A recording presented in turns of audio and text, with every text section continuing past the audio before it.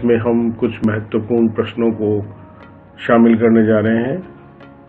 मैं इस वीडियो में आपका साथी रमाकांत शर्मा पुराने सालों में परीक्षाओं में पूछे गए प्रश्नों की चर्चा आपके साथ कर रहा हूं। तो आप अपने कागज पेन सहित तैयार रहें और जवाब देने और कुछ महत्वपूर्ण प्रश्नों को पर विचार विमर्श करने और उन्हें गंभीरता से समझने के लिए निश्चित रूप से आप अंत तक वीडियो में बने रहेंगे, ऐसी आपसे उम्मीद है। हमने इसके दो भाग किए हैं हमेशा की तरह से, एक में प्रश्न लिखे हैं और दूसरे में हम उत्तर दे रहे हैं। तो निश्चित रूप से ये आपके लिए बहुत उपयोगी होगा। तो आइए अब हम चलते हैं अपने प्रश्न और उत्तरों की ओर। पहला प्रश्न है कि अंतर्दृष्टि सिद्धांत के प्रतिपादक हैं। ये प्रतिपादक हैं इसके कोहलर। अगला है तत्परता का नियम सूचक है। तत्परता का नियम है कार्य प्रकृति का। अगला है डेलोर आयोग में वर्णित शिक्षा के 4 स्तंभों में से एक है, वह है साथ मिलजुल कर रहना। छात्र समूह में चर्चा करके समस्या का हल निकालें। शिक्षक सुविधा प्रदत्त की भूमिका में है। यह कथन है निर्मित उपागम। अधिगम स्थानांतरण में सहायक सिद्धांत होते हैं।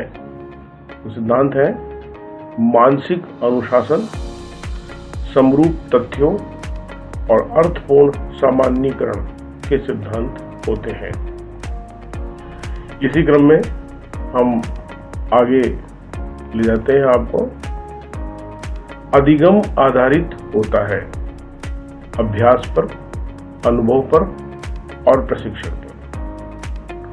रॉबर्ट एम गेने के अनुसार अधिगम का प्रकार है संकेत अधिगम, श्रृंखला अधिगम, शाब्दिक साहचर्य अधिगम। व्यक्ति जब दूसरों को देखकर कार्य करता है तो उसे कहते हैं अनुकरण। अगला है गेस्टाल्टवादियों के अनुसार अंतर्दृष्टि को प्रभावित करती है बुद्धि, समस्या की संरचना और प्रत्यक्षीकरण। सीखने के लिए अभिप्रेरित करने का सबसे उपयुक्त तरीका है बच्चों को अनुभव से जोड़ना। सीखने के लिए अपन प्रयास करें कि बच्चों को उनके अनुभवों के साथ जोड़ने का प्रयास करें। अगला है कि पावलोव के प्रयोग में भोजन को अनुबंधन की भाषा में कहा गया है अनुबंधित उद्दीपक। अगला है टंकण कार्य, कंप्यूटर पर कार्य आदि निरंतर रूप से नहीं करने पर भूल जाते हैं। यह किस सिद्धांत के अनुसार है? इसका सिद्धांत है थॉर्नडाइक का सिद्धांत। अगला है अधिगम प्रतिफल से तात्पर्य है। अधिगम प्रतिफल है बालक के व्यवहार में होने वाला परिवर्तन। अगला है अधिगम है, क्या कहेंगे इसको? व्यवहार से व्यवहार में होने वाला परिवर्तन अधिगम होता है। चिंतन अनिवार्य रूप से है, क्या है चिंतन? अनिवार्य रूप से संज्ञानात्मक गतिविधि। चिंतन को हम अनिवार्यतः संज्ञानात्मक गतिविधि में मानते हैं। अगला है कि जब शिक्षक द्वारा छात्रों के लघु समूह बनाकर प्रत्येक समूह को विषय संबंधी समस्या दी जाए, छात्र चर्चा करके समस्या का समाधान या निष्कर्ष निकालते हैं, तो यह उपागम कहलाएगा निर्मितवाद। अगला है जब बच्चा कार्य करते हुए ऊबने लगता है तो यह है संभवतः कार्य यांत्रिक रूप से बार बार हो रहा है, इसलिए बच्चे में उबाऊपन अपने आप ही आता है। अगला है क्रिया प्रसूत व्यवहार है।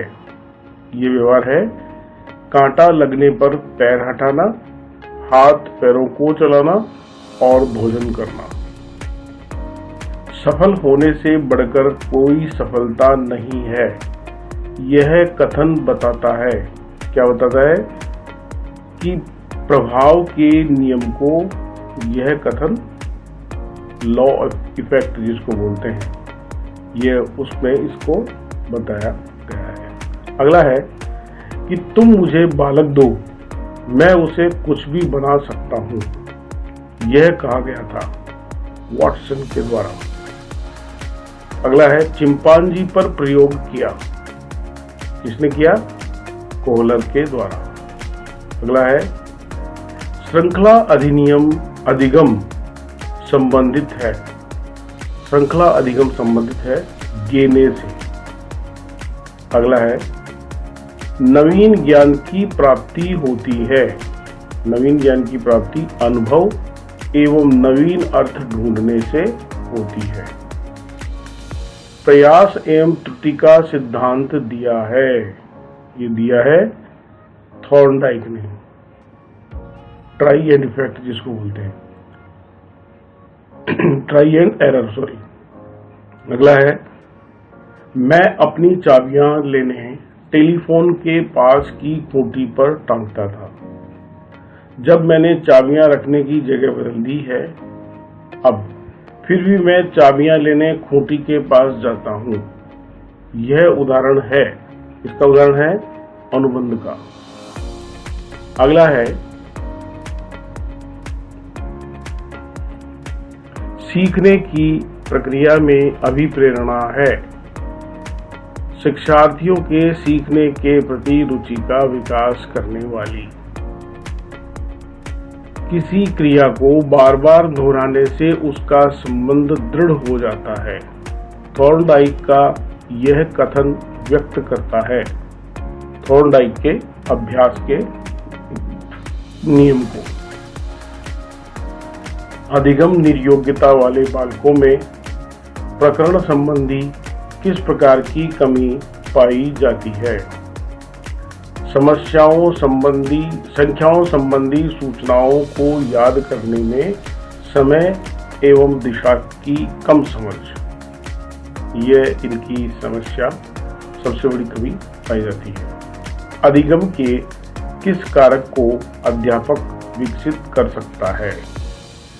रुचि को, एकाग्रता को और अभिप्रेरणा को अध्यापक विकसित कर सकता है।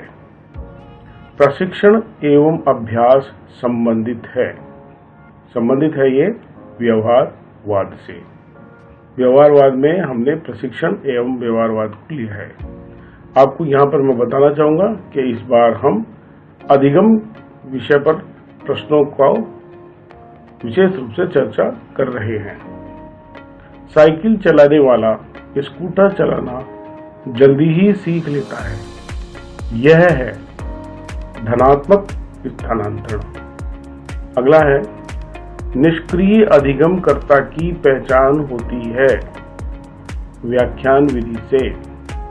अगला है जब भी कोई विद्यार्थी सही अनुक्रिया करेगा तो वह पाएगा पुनर्बलन, यानी सही करने पर हम उसको पुनर्बलन देते हैं, और पुनर्बलन पॉजिटिव एंड नेगेटिव दो प्रकार का होता है। अगला है अधिगम का उच्चतर स्तर है, अधिगम का उच्चतर स्तर है समस्या समाधान अधिगम। बुरी आदतों को सुधारा जा सकता है, कैसे?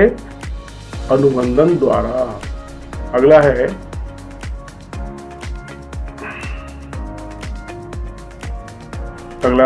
हमने कि कबूतरों पर किसने प्रयोग किया था? किस मनोवैज्ञानिक ने प्रयोग किया? वो है स्कीनर ने। अगला है अंतर्दृष्टि अधिगम परिणाम है, इसका है समग्राकृति और प्रत्यक्षकरण। अगला है बालक सीखना कब से शुरू करता है?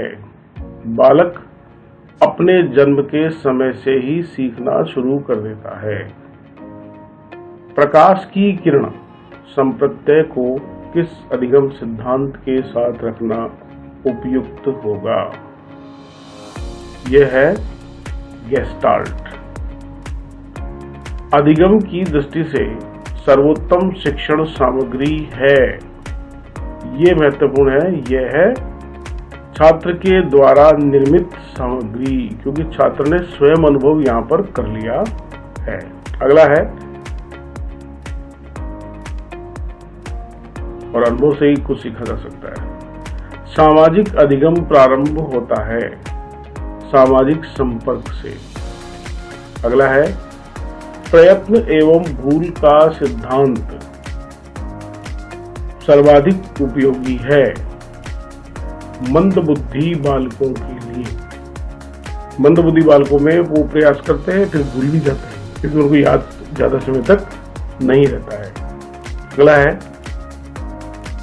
एक क्रिकेट खिलाड़ी अपने गेंदबाजी कौशल को विकसित कर लेता है, पर यह उसके बल्लेबाजी कौशल को प्रभावित नहीं करता है। इसे क्या कहते हैं? इसे कहते हैं शून्य प्रशिक्षण अंतरण। अगला है, जेपी गिलफोर्ड के अनुसार अधिगम क्या है? वह है व्यवहार में परिवर्तन। अगला है, वुडवर्थ के अनुसार सीखना है विकास का प्रक्रम। वुडवर्थ के अनुसार सीखना विकास का प्रक्रम है। अगला है, विस्मरण के प्रयोग किसने स्वयं पर किए हैं? कौन सा विद्वान था वह? वो था एबिंगहॉस। अगला है, एक अच्छे अधिगमकर्ता की प्रमुख विशेषता है, वह है इच्छा शक्ति। नेक्स्ट, तुलनात्मक दृष्टि से शिक्षा मनोविज्ञान का नया क्षेत्र है। वो नया क्षेत्र है उपलब्ध अभिप्रेरणा का सिद्धांत। अगला है, व्यवहार का करना पक्ष में आता है, यह है सीखने के गतिक क्षेत्र में। अगला है, एक अधिगम निकट रूप से जुड़ा हुआ है किसके? विद्यालय के सबसे निकट रूप से अधिगम जुड़ा हुआ है। तो ये कुछ प्रश्न हमने इसमें चर्चा की है। आप सभी का बहुत बहुत धन्यवाद। इस पूरे वीडियो में आप अंत तक बने रहे। आपसे उम्मीद है कि आप इसे दूसरे साथियों को बताएंगे और शेयर करेंगे, और आपके साथ अगले वीडियो में बने रहने की उत्कंठा प्रार्थना आपसे की जाती है। बहुत बहुत धन्यवाद।